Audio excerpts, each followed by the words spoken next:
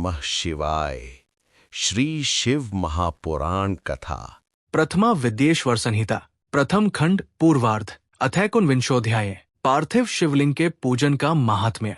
हे सूत जी, आप चिरंजीवी हो, आप धन्य हैं जो परम शिव भक्त है। आपने शुभ फल को देने वाली शिवलिंग की महिमा सम्यक प्रकार से बताई।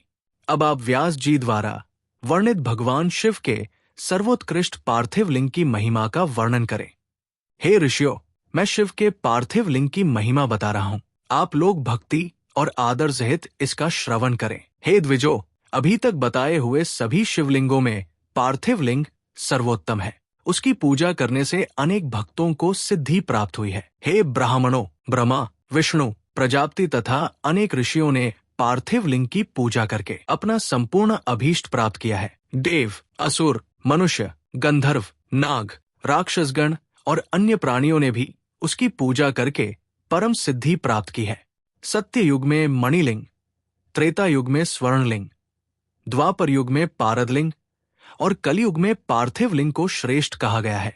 भगवान शिव की सभी 8 मूर्तियों में पार्थिव मूर्ति श्रेष्ठ है, किसी अन्य द्वारा न पूजी हुई, नवनिर्मित। पार्थिव मूर्ति की पूजा करने से तपस्या से भी अधिक फल मिलता है। जैसे सभी देवताओं में शंकर ज्येष्ठ और श्रेष्ठ कहे जाते हैं, उसी प्रकार सभी लिंग मूर्तियों में पार्थिव लिंग श्रेष्ठ कहा जाता है। जैसे सभी नदियों में गंगा ज्येष्ठ और श्रेष्ठ कही जाती है, वैसे ही सभी लिंग मूर्तियों में पार्थिव लिंग श्रेष्ठ कहा जाता है।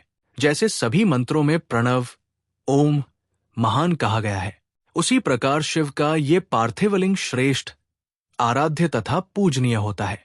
जैसे सभी वर्णों में ब्राह्मण श्रेष्ठ कहा जाता है, उसी प्रकार सभी लिंग मूर्तियों में पार्थिव लिंग श्रेष्ठ कहा जाता है।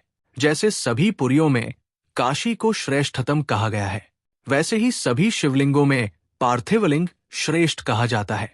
जैसे सभी व्रतों में शिवरात्रि का व्रत सर्वोपरि है, उसी प्रकार सभी शिवलिंगों में पार्थिव लिंग सर्वश्रेष्ठ कहा जाता है। जैसे सभी देवियों में शैवी शक्ति प्रधान मानी जाती है, उसी प्रकार सभी शिवलिंगों में पार्थिव लिंग प्रधान माना जाता है। जो पार्थिव लिंग का निर्माण करने के बाद किसी अन्य देवता की पूजा करता है, उसकी वो पूजा तथा स्नान दान आदि की क्रियाएं व्यर्थ हो जाती है। पार्थिव पूजन अत्यंत पुण्यदायी तथा सब प्रकार से धन्य करने वाला, दीर्घायुष्य देने वाला है। ये तुष्टि, पुष्टि और लक्ष्मी प्रदान करने वाला है। अतः श्रेष्ठ साधकों को पूजन अवश्य करना चाहिए। उपलब्ध उपचारों से भक्ति श्रद्धा पूर्वक पार्थिव लिंग का पूजन करना चाहिए। ये सभी कामनाओं की सिद्धि देने वाला है। जो सुंदर वेदी सहित पार्थिव लिंग का निर्माण करके उसकी पूजा करता है, वह इस लोक में धन धान्य से संपन्न होकर अंत में रुद्रलोक को प्राप्त करता है। जो पार्थिव लिंग का निर्माण करके बिल्वपत्रों से 11 वर्ष तक उसका त्रिकाल पूजन करता है, उसके पुण्य फल को सुनिए। वो अपने इसी शरीर से रुद्रलोक में प्रतिष्ठा प्राप्त करता है। उसके दर्शन और स्पर्श से मनुष्यों के सभी पाप नष्ट हो जाते हैं। वो जीवन मुक्त ज्ञानी और शिव स्वरूप है, इसमें संशय नहीं है।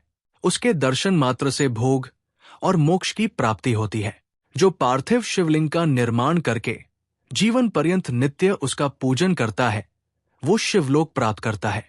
वो असंख्य वर्षांत तक भगवान शिव के सान्निध्य में शिवलोक में वास करता है और कोई कामना शेष रहने पर वो भारतवर्ष में सम्राट बनता है। जो निष्काम भाव से नित्य उत्तम पार्थिव लिंग का पूजन करता है, वो सदा के लिए शिवलोक में वास करता है और शिव सायुज्य को प्राप्त कर लेता है। यदि ब्राह्मण पार्थिव शिवलिंग का पूजन नहीं करता है, तो वो अत्यंत दारुण शूलप्रोत नामक घोर नरक में जाता है। किसी भी विधि से सुंदर पार्थिव लिंग का निर्माण करना चाहिए, किंतु उसमें पंचसूत्र विधान नहीं करना चाहिए। उसे अखंड रूप में बनाना चाहिए, खंडित रूप में नहीं। खंडित लिंग का निर्माण करने वाला पूजा का फल नहीं प्राप्त करता है। मणिलिंग, स्वर्णलिंग, पार्दलिंग, स्फटिकलिंग, पुष्परागलिंग और पार्थिव लिंग को अखंड ही बनाना चाहिए। अखंड लिंग चरलिंग होता है और 2 खंड वाला अचर लिंग कहा गया है। इस प्रकार चर और अचर लिंग का ये खंड खंड विधान कहा गया है। स्थावर लिंग में वेदिका भगवती महाविद्या का रूप है और लिंग भगवान महेश्वर का स्वरूप है।